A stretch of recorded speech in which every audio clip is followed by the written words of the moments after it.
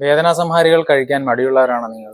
എങ്കിൽ തീർച്ചയായിട്ടും നിങ്ങൾ ചെയ്തു നോക്കേണ്ട വളരെ എളുപ്പമുള്ള ഒരു സിദ്ധപ്രയോഗമാണ് ഇവിടെ പറയാൻ പോകുന്നത്.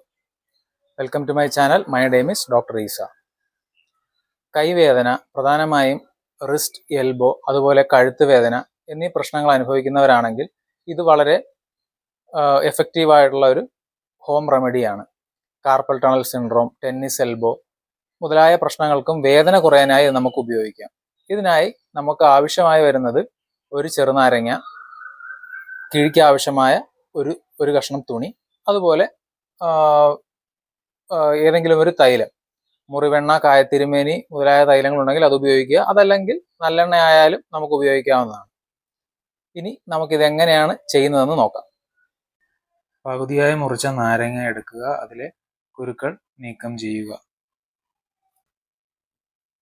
നാരങ്ങ നമ്മൾ കിഴിക്കായി കരുതി വച്ചിരിക്കുന്ന സ്ക്വയർ പീസ് തുണിയിലേക്ക് കമഴ്ത്തി വെക്കുക. തുണി വൃത്തിയുള്ളതും കട്ടിയുള്ളതും കോട്ടൺ തുണിയും ആയിരിക്കണം. അതിനുശേഷം വൃത്തിയായി ചരട് ഉപയോഗിച്ച് ഒതുക്കി കെട്ടുക. ചരട് തൂങ്ങി നിൽക്കാതിരിക്കാൻ ശ്രദ്ധിക്കുക.